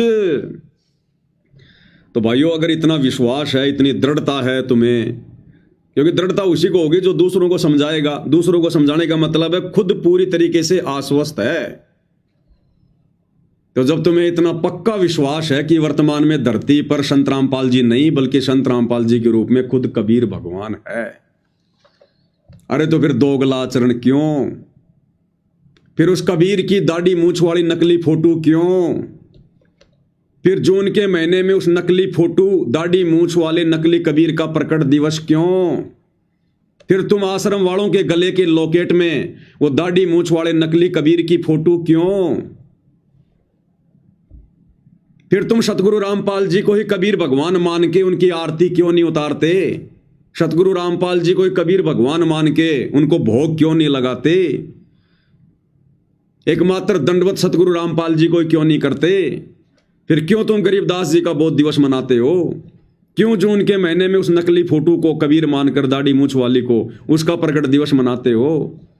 क्यों फिर तुम 8 सितंबर को सतगुरु रामपाल जी को मानुष मानकर, जन्म लिया हुआ मानकर उनका जन्मदिन के बहाने अवतरण दिवस मनाते हो? अगर तुम्हें इतना दृढ़ विश्वास हो गया तो भाइयों और बहनों, केवल साथ संगति की वीडियो देख देख कर इन भगत भाई बहनों को इतना तो पता चल गया कि धरती पर संत रामपाल जी के रूप में कबीर जी हैं, लेकिन अभी मान नहीं पा रहे, हृदय से नहीं मान पा रहे। ज्ञान दे रहे हैं, दूसरों को समझा रहे हैं, लेकिन फिर भी उनको मानुष ही मान रहे हैं। अब जब समय आएगा संत रामपाल जी को भगवान मानने का, उस समय ये फेल हो जाते हैं। तो भाइयों और बहनों, जिस प्रकार से वो गांव वाला भाई, जहां उस गांव का पानी निकाला गया था, अभी आपने वीडियो देखा, जिस प्रकार से वो भाई संत रामपाल जी को भगवान बता रहा है कि भाई मारे कान्नी के तो संत रामपाल जी भगवान आ रहे हैं, हमारी किसी ने मदद नहीं करी, संत रामपाल जी ने मदद की, हमारे लिए तो भगवान है, ये भगवान आ रहे हैं, भगवान है। और जब इंटरव्यू लेने वाले ने कहा कि फिर नाम का क्या विचार है, तो अगर ना तो नाम लिया और ना मैं नाम लेंदा। तो इसी प्रकार ये भाई बहन आश्रम में खड़े होकर वीडियो तो बना रहे हैं कि संत रामपाल जी भगवान हैं, धरती पर आ चुके हैं, और जब आता है जून का महीना फिर कहते हैं संत रामपाल जी भगवान नहीं है, भगवान तो दाढ़ी मूंछ वाला कबीर है। तो बताओ फिर उन जगत वालों में और इन सतलोक आश्रम वालों में क्या अंतर है भाई और बहनों? वो जगत वाला फिर भी ठीक है क्योंकि उसको ज्ञान नहीं, इसलिए कह रहा है वो। अरे ये लोग तो ना जाने कब से जुड़े हुए हैं सतगुरु रामपाल जी से, कितने सत्संग सुन लिए इन्होंने, नाम उपदेश ले लिया, इतना सुमरण करते होंगे, सुमरण का भी कोई असर नहीं हो रहा। ये सुमरण तो दिमाग के बंद दरवाजे को खोल देता है, जड़ को हटा देता है, इनकी जड़ अभी तक नहीं हटी है। अब भाई और बहनों, गुरुदेव भगवान ने एक बार सत्संग में बताया कि एक बार मेरे पूज्य गुरुदेव अपने गांव आए हुए थे, तो हमें भी पता चला, तो हम भी चले गए गुरुदेव के दर्शन करने के लिए। और गुरुदेव ने बताया कि हमारे जो गुरुदेव थे वो 14-15 साल की उम्र में ही गांव से चले गए थे साधु संतों के साथ में। उनको उनके जो भाई और भाभी थे वो उनको दुखी किया करते थे, और वो खेतों में, जंगल में, बणी में गाय भैंस लेकर जाते थे उनको चराने के लिए। तो वहीं उनको साधु मिल गए और उन्होंने अपना जो दुख था वो रोया उनके आगे कि महाराज जी, मेरे माता पिता तो हैं नहीं, भाई और भाभी है, वो मुझे टाइम पर खाना भी नहीं देते, और आप तो मेरे को ले चलो, मैं तो बहुत दुखी हो गया। तो उन साधुओं को दया आई और उनके साथ में आदरणीय राम देवानंद जी चल दिए। अब लगभग 80 साल के बाद में दोबारा से वो अपने गांव गए, 80 साल बाद। और गुरुदेव भगवान ने बताया कि पीछे से उनको मरा हुआ जानकर, क्योंकि वो अपने कपड़े निकालकर और कोई जानवर मरा हुआ था उसकी हड्डियां थी उनके ऊपर डाल दिए। जो गांव वालों ने जब उसको ढूंढा तो पता चला कि भाई इसको तो किसी जानवर ने खा लिया। तो ये सोचकर उन हड्डियों को उठा के, जानवरों की हड्डियों को उठा के, और आदरणीय राम देवानंद जी समझकर उनका अंतिम संस्कार कर दिया था बचपन में ही। और उसके बाद से इन पंडितों ने, इन ब्राह्मणों ने श्राद्ध निकलवाने शुरू कर दिए, 500 कपड़े रखवाने शुरू कर दिए 80 साल से। तो जब गुरुदेव भगवान गए उस गांव में, और जब उस गांव वालों को पता चला कि ऐसे ऐसे, क्योंकि उनके बचपन के नाम कुछ और था, तो जब गांव वालों को पता चला कि ऐसे ऐसे जो बचपन में हम लोग सोच रहे थे कि वो मर गया, वो 80 साल बाद गांव में आ रहा है, पूरा गांव देखने आ गया। अब सतगुरु रामपाल जी ने उनकी भाभी से बातचीत की और कहा, उनकी भाभी थी, उनके छोटे भाई की शायद बहू थी, उससे बातचीत करी और कहा कि अब तो इनके श्राद्ध निकालना छोड़ दो, अब तो कम से कम इनके श्राद्ध निकालना छोड़ दो। अब ये तुम्हारे सामने खड़े जीवित, ये तो दुनिया का उद्धार कर रहे हैं और तुम इनके श्राद्ध निकाल रहे हो इनको मरा हुआ जानकर। तो अब तो कम से कम इनके श्राद्ध निकालना छोड़ दो, तुम्हारी आंखों के सामने खड़ा है। तो गुरुदेव ने बताया कि उसकी भाभी ने कहा, बोले ना, या तो पुरानी लाग से इब के छुट्टे से, बोले तो पुरानी परंपरा है, 80 साल से निकालते आ रहे हैं, इब थोड़े छोड़ेंगे, आगे भी निकालेंगे इनके श्राद्ध। बोले तो पुरानी लाग से इब के छुट्टे से। तो गुरुदेव ने कहा कि फिर बाढ़ में जाओ, आंखों के सामने आदमी खड़ा है और फिर भी इसके श्राद्ध निकाले जा रहे हैं। अब बताओ ऐसे मोतियाबिंद के शिकार को कौन समझाए। तो ठीक यही हालत भाई और बहनों, आदरणीय राम देवानंद जी की भाभी जैसी हालत इन सतलोक आश्रम वालों की हो रही है। खुद ही कह रहे हैं वीडियो बना बना के कि वर्तमान में संत रामपाल जी के रूप में कबीर जी साक्षात धरती पर प्रकट हैं, और उसके बावजूद भी उनको मानुष माना जा रहा है और दाढ़ी मूंछ वाली नकली कबीर की फोटो को ही भगवान मान के और उसके श्राद्ध से निकाले जा रहे हैं, उसके श्राद्ध निकाले जा रहे हैं। जीवित संत को नहीं पूजा जा रहा।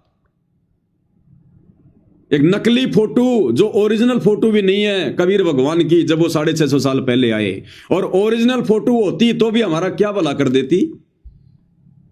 हमें तो वक्त गुरु पार करेगा, वक्त गुरु का स्वरूप हमारे पाप कर्मों को नाश करेगा, उनके दर्शन से हमारे पाप कर्म कटेंगे।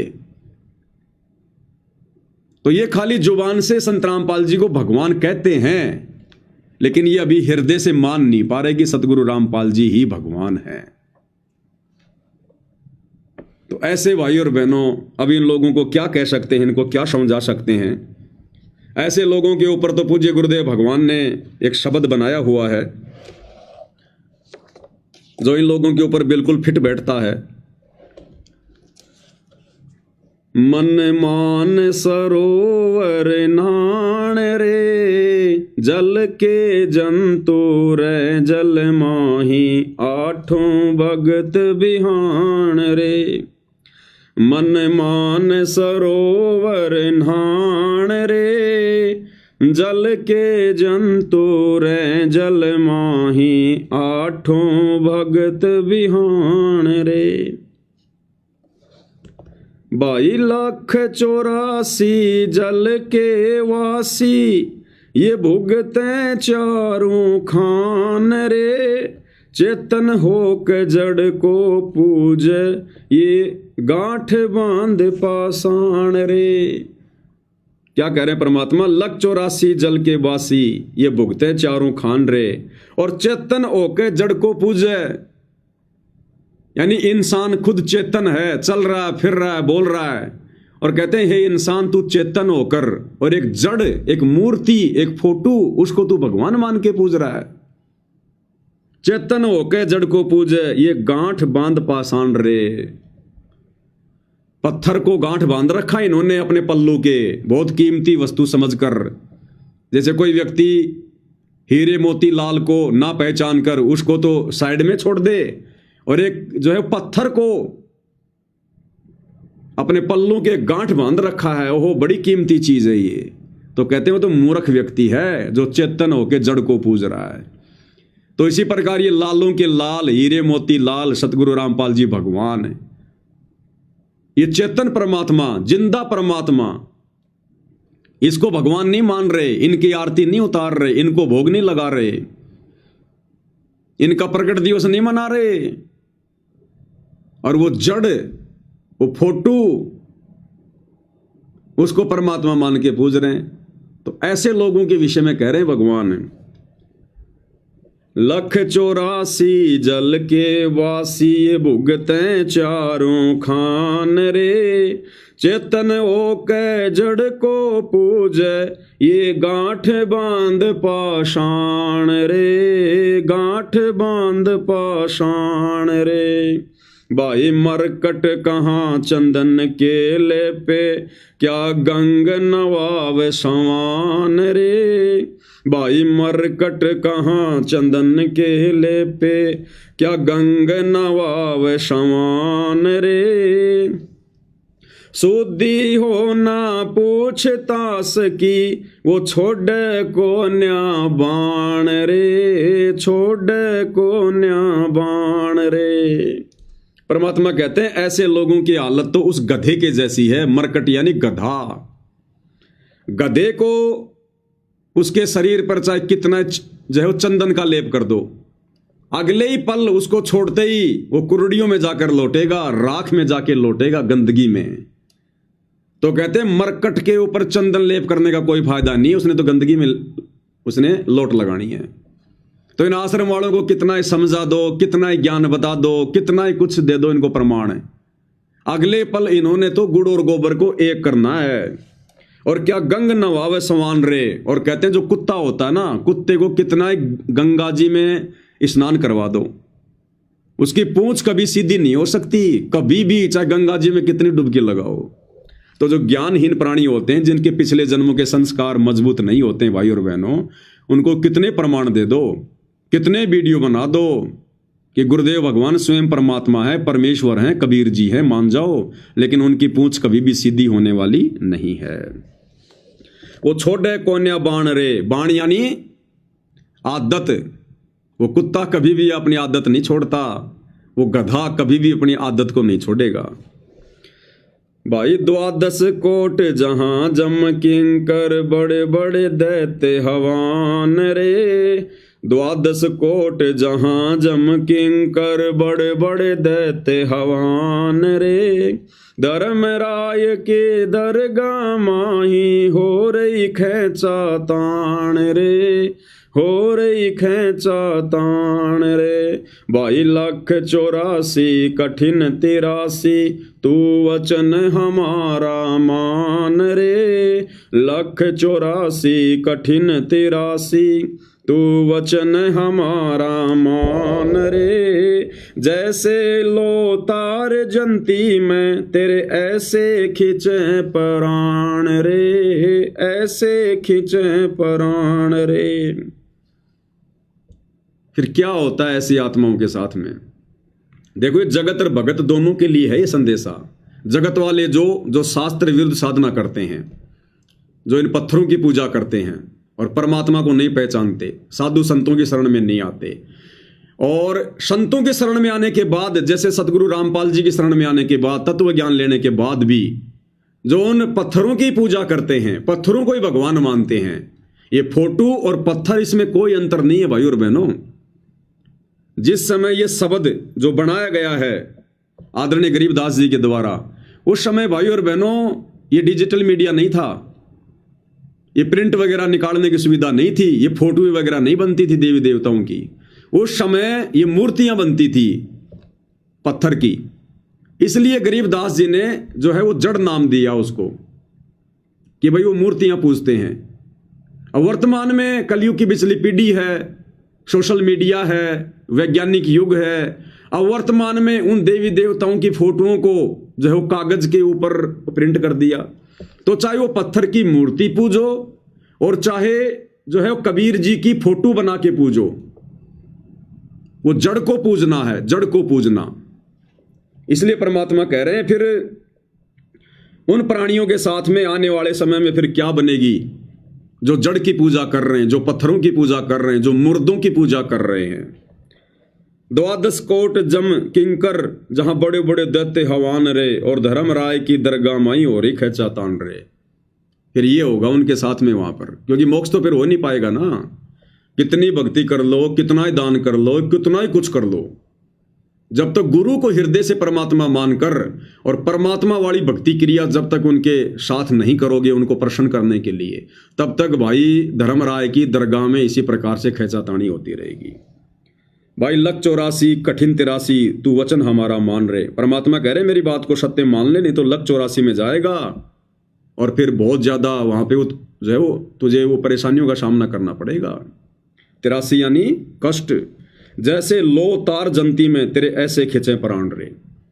जैसे लोहे को मशीन में डाल के और उसके बारीक बारीक जो तार बनाए जाते हैं उसको छिला जाता है, तो गोल गोल गोल गोल वो स्प्रिंग जैसा उसकी जो खाल होती है लोहे की, ऊपर की जो होती है परत, वो ऐसे जमा होती रहती है, उसको कहते हैं जंती। जैसे लो तार जंती में तेरे ऐसे खिंचे प्राण में।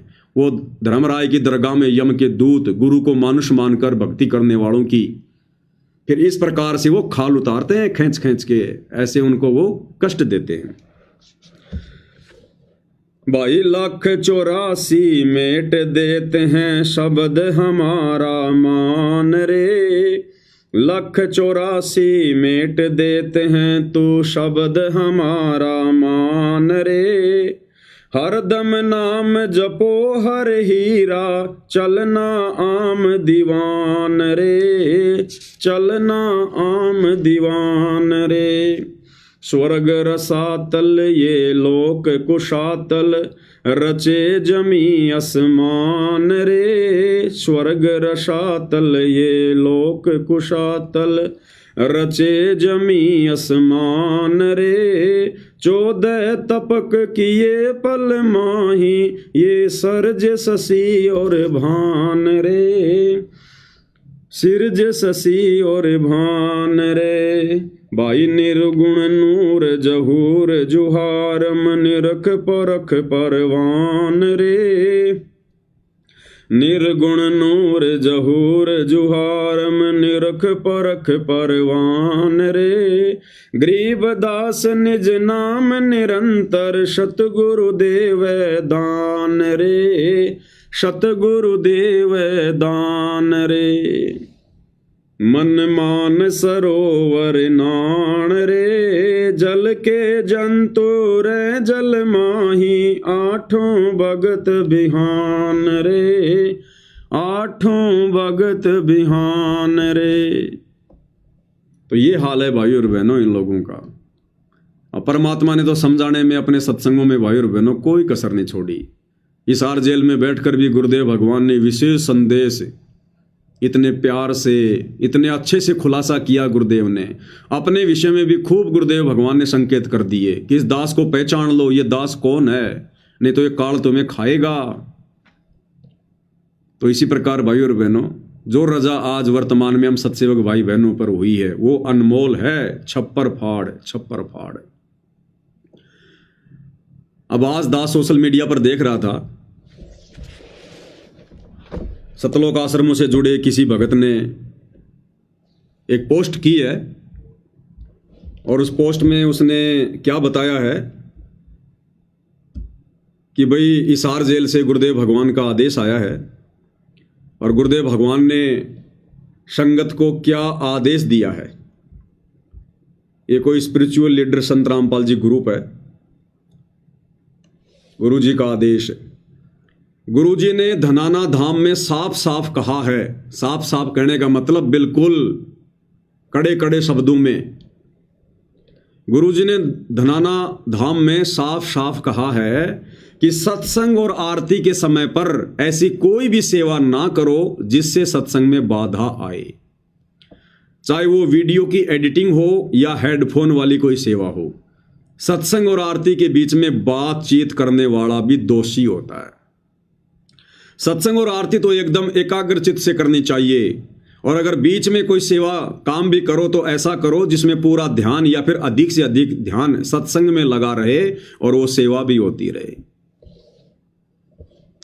अब भाइयों और बहनों सोचिए, ये सतलोक आश्रम वाले भाई बहन भक्ति और भगवान से कितने दूर हो चुके हैं। जो ये कॉमन बातें, जो बातें गुरुदेव हमें नित्य नियम में रोजाना बताते हैं, रोज ये कॉमन बातें भी गुरुदेव भगवान को स्पेशल तौर पर इन आश्रम वालों को कहनी पड़ रही हैं।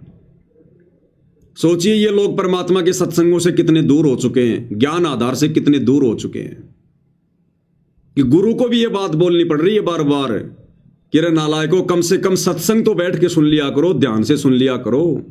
अरे आरती के समय में तो इधर उधर मत भागो। क्योंकि भाई और बहनों, दास आप जियों को बार बार वीडियो वगैरह भेजता रहता है, दिखाता रहता है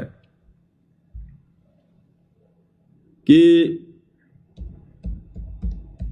किस प्रकार से इन सतलोक आश्रमों में गुरुदेव का लड़का वीरेंद्र और अन्य लोग आरती के समय और बाहर के लोगों को, नेताओं को, नकली बाबाओं को आश्रम विजिट करवाते हैं। एक तरफ तो आरती चल रही है, दूसरी तरफ गुरुजी का बड़ा लड़का वीरेंद्र एक नकली उस कबीर पंथी को सतलोक आश्रम दिखा रहा है, उसको घुमा रहा है कि देखो जी हमने ऐसा आश्रम बना दिया, ये हमारा आश्रम है। दास ने कई बार वो वीडियो आप जियों को दिखाया है। सत्संग के समय दास ने आपको वीडियो दिखाया, ये सतलोक आश्रम वाले वीडियो बना बना के, और ये बता रहे कि हलवा कैसे बनाया जाता है, हलवे में चीनी कितनी डलती है, हलवे में चीनी कितनी डलती है, हलवे में मीठा कितना डलता है। आरती के समय, सत्संग के समय ये हलवा बनाते रहते हैं और वीडियो बनाते हैं, इसमें इतना घी डलेगा, इतनी शक्कर डलेगी, फिर इसको इतना रोड़ेंगे, फिर ये हलवा तैयार होगा। और उधर नित्य नियम चल रहा है। और गुरुदेव क्या कह रहे हैं कि सेवा भी अगर करनी है तो ऐसी सेवा करो जिस सेवा को करते करते भी सारा का सारा ध्यान तुम्हारा सत्संग में हो, आरती में हो। अब बताओ भाई और बहनों, इस प्रोसीजर से वर्तमान में भक्ति कौन कर रहा है? इस विधि से, जो विधि गुरुदेव भगवान बता रहे हैं, आदेश दे रहे हैं, अरे 30 साल सत्संग करने के बाद अगर गुरु ने संगत को यह बताना पड़ रहा है कि आरती ऐसे करनी चाहिए, सत्संग ऐसे सुनने चाहिए, तो धिक्कार है उस भगत की कॉमन सेंस को, धिक्कार है उस भगत को जिसने गुरु ने बेसिक बात भी जोर देकर समझानी पड़ रही है। अब सोचिए भाई और बहनों, गुरुदेव भगवान का छप्पर फाड़ा आशीर्वाद कहां है? अरे इस विधि से तो आरती हम सत्सेवक भाई बहन करते हैं, 100 काम छोड़कर सत्संग सुनते हैं, 100 काम छोड़कर, और गुरुदेव भगवान की आरती उतारते उतारते हम लोग जो है उनकी महिमा कर रहे हैं। संध्या आरती, सुबह का नित्य नियम, तीनों समय की आरती हाथ में भक्ति बोध लेकर, या गुरुदेव भगवान की जो आरती है हम भगत भाई बहन उसको अपने मुंह से उसको रिकॉर्ड करके साइड में उसको चला के, और वो शब्द हम ध्यान से सुनते हैं और गुरुदेव भगवान की आरती उतारते उनके ऊपर हम चवर करते हैं। तो इस विधि से सत्संग कौन सुन रहा है? इस विधि से आरती कौन कर रहा है? तो गुरु का आशीर्वाद कहां होगा? फिर किन आत्माओं से गुरु प्रसन्न होगा? इसलिए दास कहता है कि ये जो साध संगति है ये गुरुदेव भगवान का यथार्थ 13वां कबीर पंथ है, यथार्थ 13वां कबीर पंथ।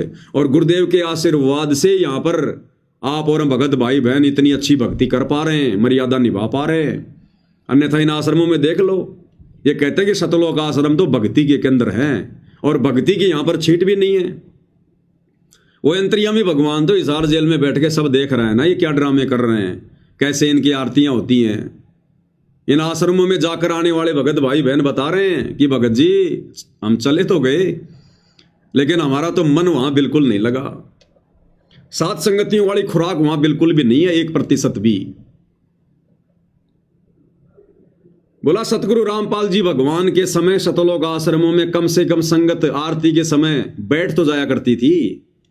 वर्तमान में तो कोई बैठता भी नहीं है, कोई बाथरूम में भग रहा है, कोई भंडारा ले रहा है, कोई दूसरी तरफ जा रहा है, मोबाइल ले लेके बैठे हुए हैं, मोबाइल में लोग देख रहे हैं, खेल रहे हैं, आरती चल रही है, हो गई आरती, कोई लेट रहा है, कोई आपस में बातचीत हो रही है, जैसे किसी ब्याह शादी में होता ना, वैसा होता है वहां पर। उसके बाद उन भाइयों ने फिर आश्रम में जाना छोड़ दिया कि भाई यहां भक्ति नहीं है, हम तो गलती से आ गए थे, यहां पर यहां आत्मा की खुराक नहीं है। तो ये दया गुरुदेव आप और हमारे ऊपर बख्श रहे हैं। और सोचो भाई और बहनों, इन आश्रम वालों को गुरुदेव ये आदेश दे रहे हैं, इन आश्रम वालों को, इन लोगों के अनुसार, इन आश्रम वालों को, जबकि आश्रम वालों को इस प्रकार के आदेशों की आवश्यकता नहीं पड़नी चाहिए। जिस प्रकार हॉस्पिटल में कोई रोगी एडमिट है और हॉस्पिटल में एडमिट रोगी को ज्यादा टेंशन नहीं होती है, क्यों नहीं होती? क्योंकि अगर कोई दिक्कत भी हो गई तो वहां पर डॉक्टर होता है, तुरंत डॉक्टर उसकी हेल्प करेगा, उसकी मदद करेगा। लेकिन ये सतलोक आश्रम वाले तो, जो भक्ति रूपी हॉस्पिटल है, उस आश्रम में भी भाई और बहनों ये एकाग्रचित होकर बैठकर या खड़े होकर या भक्ति बोध लेकर ध्यान से आरती नहीं कर रहे। तो सोचो भाई और बहनों, जब ये उन आश्रमों से अपने घरों पर आते होंगे तो अपने घरों पर फिर ये क्या आरती करते होंगे, ये क्या सत्संग सुनते होंगे, कितने ध्यान से सुनते होंगे। जब गुरुदेव ने यहां तक लिखना पड़ा, आदेश देना पड़ा अंतर्यामी ने कि रे कम से कम तुम इतनी दूर दूर से आते हो, कोई 1000 किलोमीटर से आ रहा है, कोई 500 किलोमीटर से आ रहा है, क्यों आ रहे हो? टाइम पास के लिए आ रहे हो क्या? अरे आश्रम में भक्ति के लिए जाते हैं, सेवा के लिए जाते हैं, और तुम इन आश्रमों में आकर भी वही बकवाद करते हो।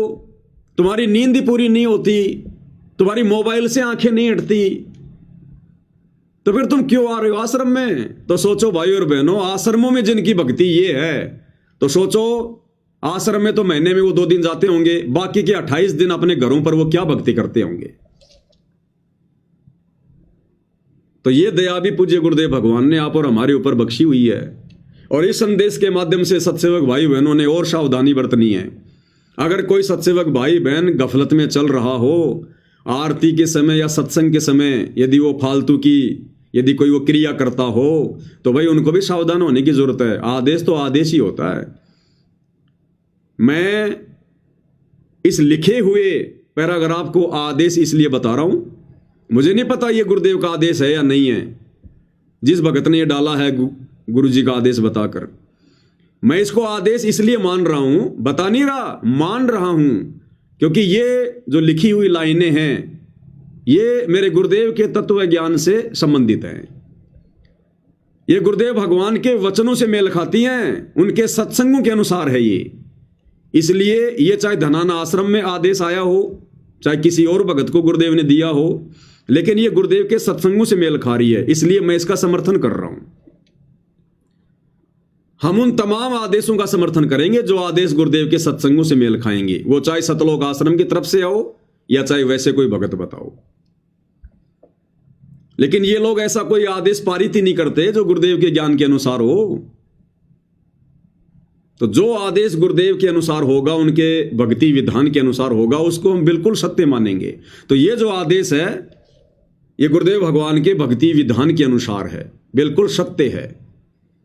तो हम सत्सेवक भाई बहनों ने और अधिक ध्यान रखना है और अधिक विशेष सावधानी रखनी है कि आरती के समय हम अन्य कोई दूसरा काम ना करें। और इसीलिए सतगुरुदेव भगवान ने ये पाती पंच पोहप कर पूजा, देव निरंजन और न दूजा, हमसे इस विधि से आरती करवानी शुरू की है, ताकि मन को बकवाद करने के लिए, इधर उधर की बातें सोचने के लिए समय ना मिले।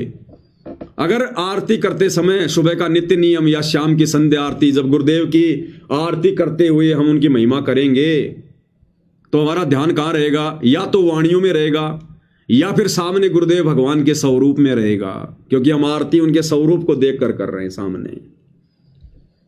तो कान क्या सुनेंगे? गुरुदेव के वचन, वो वाणियां, वो चाहे भगत की जुबान में हो चाहे गुरुदेव की जुबान में हो। और आंखें क्या देखेंगी? अपने गुरुदेव का स्वरूप। तो गुरुदेव भगवान ने किस कदर हम आत्माओं को काल के षड्यंत्र से दूर करके भक्ति के नजदीक बैठा रखा है। तो ये दया भी परमात्मा की विशेष तौर पर आप और हम भगत भाई बहनों के ऊपर हुई है। और हमने पूज्य गुरुदेव भगवान की इस रजा को भाई और बहनों इसी प्रकार से आजीवन बना के रखना है, आजीवन। तभी हमारा यहां से पीछा छूटेगा, हमारी बात बनेगी। ये सात संगतियां भगवान ने इसलिए शुरू करवाई है ताकि हम जागरूक रहें, जागृत रहें मन को, क्योंकि मन रूप में ये काल ही बैठा है साक्षात। तो गुरुदेव कहते हैं कि इस मन को यानी इस काल को जरा भी मौका ना मिले अब, क्योंकि अब ये बड़ी बड़ी गलतियां करवाने की कोशिश करेगा। इसको भी पता है कि मेरे हाथ से मेरा भोजन निकलता जा रहा है और विनाशकालीन समय बहुत नजदीक है। हम 2025 के एंड में जी रहे हैं। भविष्य वक्ता कहते हैं कि 2025 जाते जाते दुनिया को खून के आंसू रुला के जाएगा, और 26 और 27 का तो कहना है क्या, वो तो दुनिया को बंदर दिखेगा ही दिखेगा। तो भाई और बहनों, उस आगामी समय को भी ध्यान में रखकर और आगामी समय की ज्यादा चिंता ना करके हमने अपने गुरुदेव के वचन की चिंता करनी है, अपने मोक्ष की चिंता करनी है। जो होना है वो तो होके रहेगा, लेकिन हमने यदि अपने गुरु के वचन को तोड़ दिया और यदि हम पार नहीं हुए तो फिर हमारे साथ में फिर असंख्य जन्मों में असंख्य बार होगा फिर ऐसे विनाशकारी समय, ऐसी ये प्रलय, ऐसे दुख तकलीफें हमने अनंत बार फिर भोगनी पड़ेंगी। और यदि वर्तमान में गुरुदेव के वचन पर रहे, मर्यादा में रहे, साथ संगति से जुड़े रहे, गुरु को परमेश्वर मानकर भक्ति पर लगे रहे, तो ये वर्तमान समय की जो समस्या है, जो पूरे विश्व को दिखाई दे रही है कि आने वाले समय में क्या होने वाला है, 2028 युग परिवर्तन, आने वाले 2.5-3 वर्षों में क्या होगा, परमेश्वर हमारे ऊपर इस आपदा को भी नहीं आने देंगे। इन आपत्तियों से भी गुरुदेव हमारी रक्षा करेंगे, सुरक्षा करेंगे, हमारे परिवार की रक्षा करेंगे, हमारी संपत्ति की रक्षा करेंगे। कह रखा गुरुदेव ने कि मर्यादित भगत की तो संपत्ति की भी परमात्मा रक्षा करेगा। तो आने वाले समय में ये देश और दुनिया जिस बुरे दौर से गुजरने वाली है, उस दौर में गुरुदेव हमें अपनी पलकों पे रखेंगे, पलकों पर। गुरुदेव एक सत्संग में बताते हैं कि काल ने परमात्मा का मजाक उड़ाते कहा कि ठीक है, आज तो तूने इनको नाम दे दिया, ज्ञान दे दिया, और जो मर्यादा में रहेगा आप उनके साथ हो, लेकिन फिर क्या होगा जब वो प्रलय का समय आएगा, जब वो विनाशकालीन समय आएगा। तो काल ने कहा कि धर अंबर सब जाएंगे और विनसेंगे कैलाश, एकम एका होवेगा तब कहां रहेंगे तेरे दास। तो परमात्मा ने कहा कि धर अंबर सब जान दे और विनसन दे कैलाश, और एकम एकम होण दे मेरे आश्रय रहेंगे मेरे दास। कि आज जो ये भक्ति कर रहे हैं, जो धर्म कर्म कर रहे हैं ना, इस भक्ति और धर्म कर्म के सहारे इन आत्माओं को मैं अपनी हथेलियों पे रखूंगा, अपने हाथों पर। जैसे पानी के ऊपर जहाज रहता है ना, वो डूबता नहीं, ऐसे तेरे उस विनाशकारी समय में मैं अपनी आत्माओं को ऐसे रखूंगा, उन पर कोई आंच नहीं आने दूंगा। तो ये परमेश्वर के वचन हैं, शाश्वत सत्य हैं, लेकिन ये शाश्वत सत्य वचन उन्हीं आत्माओं पर लागू होंगे जो आत्माएं वर्तमान में गुरुदेव की हर प्रकार से मर्यादाओं में रहकर भक्ति करेंगी, उनके विधान में रहकर जो भक्ति करेंगे, उन्हीं के ऊपर लागू होगा। भाई डॉक्टर का इलाज, डॉक्टर का ऑपरेशन उसी आत्मा पर सफल होगा जो आत्मा, जो व्यक्ति डॉक्टर के द्वारा बताई गई सावधानियों में रहकर, उन परहेज को निभाकर जो अपना ट्रीटमेंट करवाएगा, गोली दवाई खाएगा। तो इसी प्रकार भक्ति मार्ग में गुरुदेव भगवान ने हमें जो विधान बता दिया, जो नियम और मर्यादाएं बता दी हैं, गुरु वचन बता दिया है, हम उसमें रहकर भक्ति करेंगे तो परमेश्वर की जो रजा है, जो आशीर्वाद है, वो हमारे ऊपर बना रहेगा। इसलिए हमने मर्यादित भक्ति और हर प्रकार से गुरुदेव को प्रसन्न करने वाले तरीके और नेक नीति, ईमानदारी से अपना जीवन यापन, और एकमात्र टारगेट हमारा सतलोक। तो इस विधि से भाई और बहनों परमेश्वर हमारे ऊपर दया बख्शेंगे।